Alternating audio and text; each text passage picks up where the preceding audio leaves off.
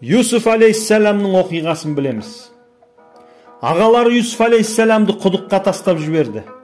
Өлуі анық. Егер түрмеге қаматып қойса, ол жерде тірі қалу мүмкіндігі бар еді. Түрмеде жататын жер бар, тамақ бар. Ал құдыққа тастаса, ол жерде анық өлім.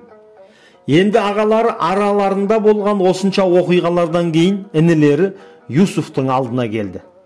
Сол кезде ағаларына құдықты естеріне салған жоқ. Құдық туралы әңгіме айтқан жоқ. Неге? Егер бір адам күнәні қылып тоқтатқан болса, тәуба қылған болса, қайтып оның бетіне баса берудің керегі жоқ. Әрдайым бұрынғы күнәсін айтып бетіне баса берсек, шектен шыққан боламыз.